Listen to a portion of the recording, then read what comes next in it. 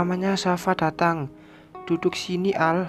Mama menepuk kursi yang berdekatan dengannya dan Safa. Aku menghampiri Mama duduk di kursi meja makan, seraya memindai wajah-wajah di sekelilingku. Wajah cerah berseri dengan senyum yang selalu menghiasi bibir merah itu membuatku terpaku.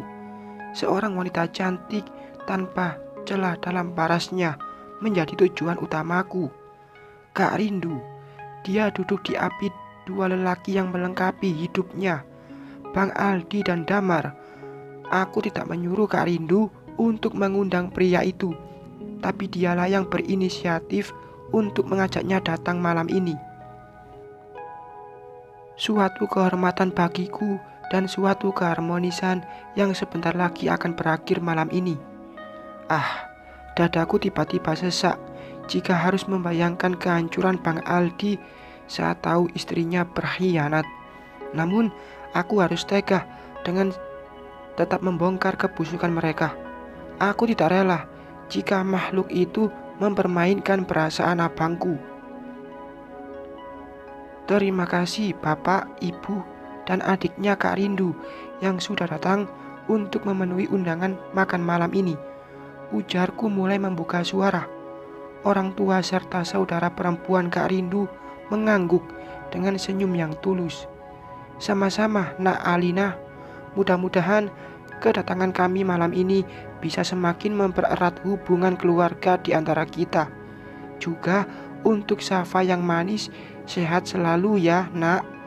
Aku berterima kasih atas doa yang diucapkan ibunya Kak Rindu. Wanita berjilbab itu sangat cantik dan terlihat anggun malam ini. Ini kali kedua aku bertemu dengannya setelah sebelumnya kami pernah berjumpa di pesta ulang tahun perusahaan waktu itu. "Mari Pak, Bu, dinikmati hidangannya," Mama berucap, mempersilahkan besannya untuk mulai menyantap makanan yang tersaji. "Kok Damar enggak disapa, Al?" Tangan yang hendak mengambil nasi harus terhenti saat Kak Rindu berucap. Aku pun mengurungkan niat untuk menikmati makanan dan akhirnya menyapa pria berkedok itu. "Oh iya, aku lupa jika ada Damar. Selamat datang, selamat menikmati makan malam," ucapku. "Terima kasih Alina, kamu sangat cantik malam ini." Aku tersenyum manis, tapi hatiku teriris dengan pujian itu. Seharusnya bukan dia yang duduk bersama kami sekarang ini, tapi Adi, pria yang dengan sengaja dia celakai. Memang belum ada bukti untuk itu. Polisi masih menyelidikinya. Namun hatiku mengatakan dialah dalam kecelakaan Adi. Merekalah aktor dan aktris yang berperan penting dalam drama tragis yang membuat Adi koma. Waktu yang akan menjawab kebenaran itu. "Papa, kemungkinan Adi untuk sembuh kan katanya kecil. Gimana kalau Alina dijodohkan saja dengan Damar, Pak? Mereka cocok kok. Lihat deh, wajah mereka saja hampir mirip-mirip gitu." Celetuk Kak Rindu membuat Papa menoleh. "Usaha terus. Jangan dulu membicarakan ini, Rin. Acara ini untuk merayakan kesembuhan Safa. Tidak enak rasanya jika yang dibahas malah orang tuanya," tutur Papa membuat Kak Rindu mengerucutkan bibir. Semua orang yang duduk melingkar di meja makan mulai menikmati hidangan. Percakapan pun hanya sesekali terjadi antara Mama dan ibunya Kak Rindu. Harus aku akui, keluarga Kak Rindu begitu baik dan sopan. Mereka juga agamis, tidak seperti Kak Rindu. Dan aku tentunya. Adik Kak Rindu bahkan sudah mengenakan hijab seperti ibunya di usia yang masih 19 tahun. Aku, malu sekali jika harus membandingkannya denganku. Satu persatu orang-orang mulai menyudahi acara makan malam.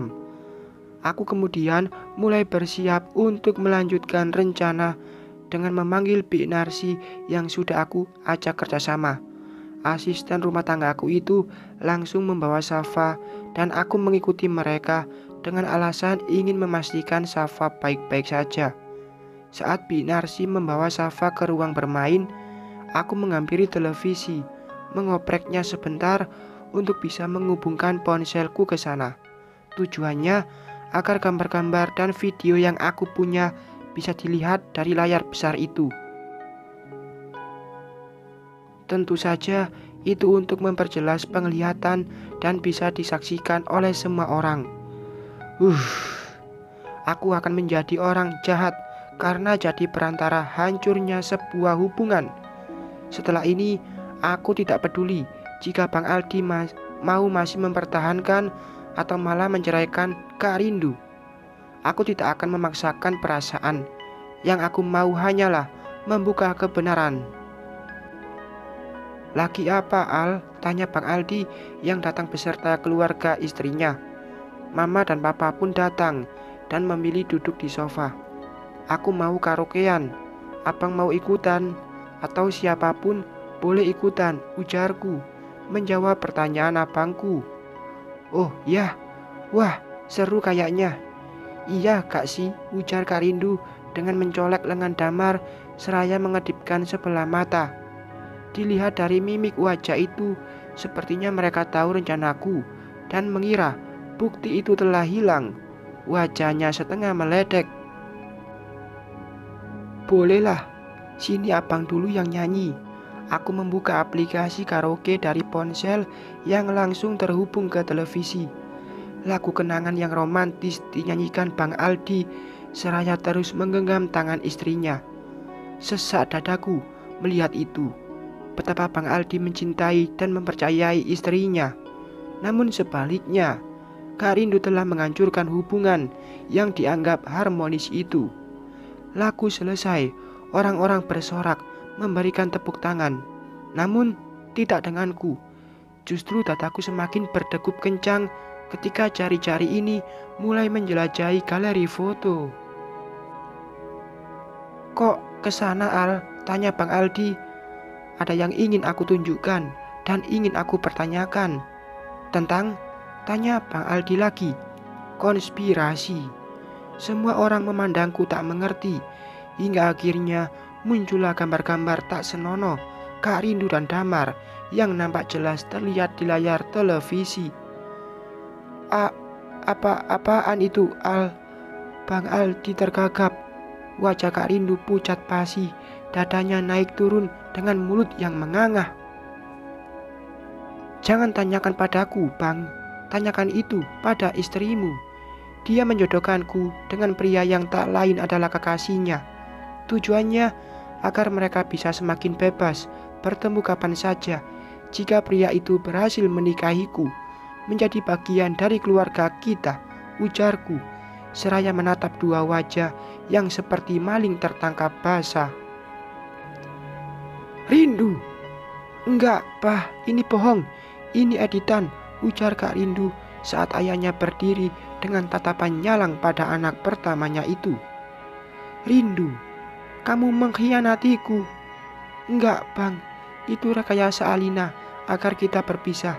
Dia iri dengan keharmonisan rumah tangga kita. Kak Rindu membela diri. Aku tidak bicara, namun tanganku lincah memindahkan foto ke video. Mata mereka semakin membulat ketika dengan jelas video panas Kak Rindu dengan Damar di sebuah hotel. Dari mulai lobi hotel hingga berakhir di kamar tidur dengan tanpa ada satu helai pun menutupi keduanya. Abang punya teman IT, bukan? Silahkan, tunjukkan video itu padanya. Buktikan jika video itu asli atau rekayasa, ujarku, seraya menyimpan ponsel di atas meja. Bang Aldi berdiri. Ia menghentakkan tangan Kak Rindu yang sedari tadi melingkar di lengannya. Detik berikutnya, dia menghampiri Damar dan menghajar pria itu dengan emosi yang memuncak. Papa dan mertua Bang Aldi mencoba memisahkan mereka. Namun, amarah dari abangku itu sudah berada dalam puncak, hingga tidak sama sekali mengindahkan kedua orang tuanya yang berteriak menyuruhnya berhenti. Sudah aku bilang, sudahi semuanya, Kak. Lihatlah, itu akibat dari kakak yang tidak mau mendengarkan aku. Aku tertegun dengan ucapan Rara, adik dari Kak Rindu. Jadi dia pun tahu tentang hubungan gelap kakaknya. Sudah, hentikan Aldi, kita bicarakan ini, jerit mama membuat aku kembali menoleh pada pria yang masih memukuli Damar. Damar berhasil lepas dari Bang Aldi. Lalu dia lari keluar dari rumah ini dengan sempoyongan. Kini mata elang Bang Aldi tertuju pada wanita yang sudah menjadi pendamping hidupnya selama 6 tahun. Kak Rindu menggelengkan kepala dengan berurai air mata. Abang, lirih Kak Rindu hendak menggapai Bang Aldi. Namun pria itu enggan disentuh istrinya. Benar, kamu berselingkuh dariku? Bang Aldi bertanya dengan wajah merah menahan amarah. Bang, jawab. Al, tenang dulu, duduk dulu, kita bicarakan ini baik-baik, ujar papa.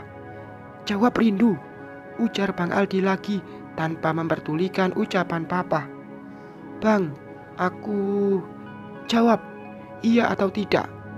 Iya, aku berselingkuh dengan Damar karena kamu selalu sibuk, Bang.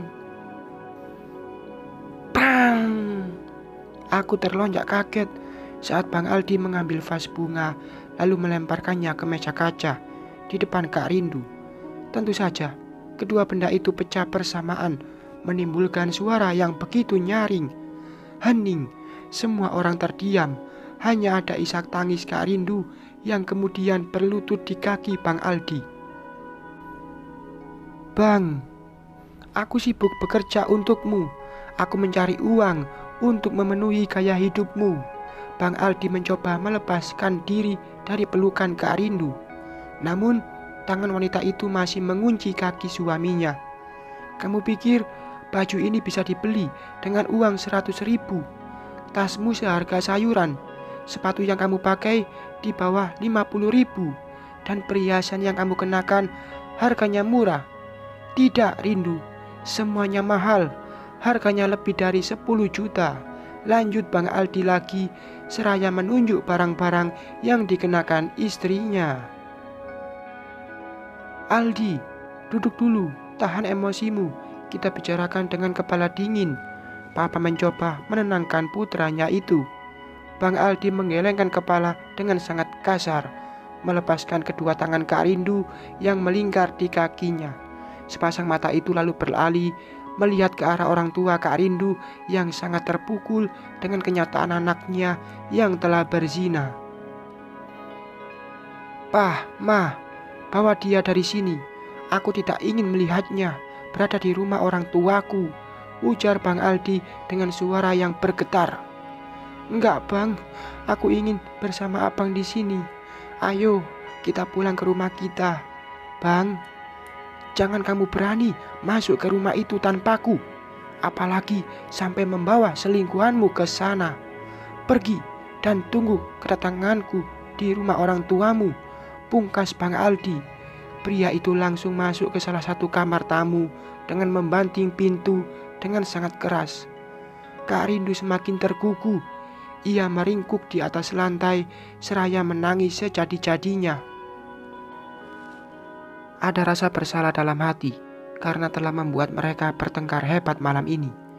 Aku hanya bisa diam tanpa mengeluarkan kata apapun untuk mengomentari keduanya. Ini semua gara-gara kamu, Alina. Kamu yang telah menghancurkan rumah tanggaku, jerit Kak Rindu. Dia bangun lalu hendak menyerangku, namun tangannya dihalangi ibunya. Kemudian Kak Rindu dibawa paksa untuk keluar dari rumah ini oleh ibu serta adiknya. Papa dan ayah Kak Rindu berbicara sebentar, lalu kedua pria itu berpelukan dan keluar meninggalkan aku yang masih diam di tempat. Mah, ini salah Alina, ucapku setelah terdengar suara deru mobil menjauh. Mama diam, begitupun dengan Papa yang baru saja kembali masuk. Seharusnya Alina tidak bertindak seperti ini ya, Ma, ujarku lagi, tapi tidak ditanggapi oleh orang tuaku. Mama kemudian memelukku, menangis seraya terus mengusap punggungku.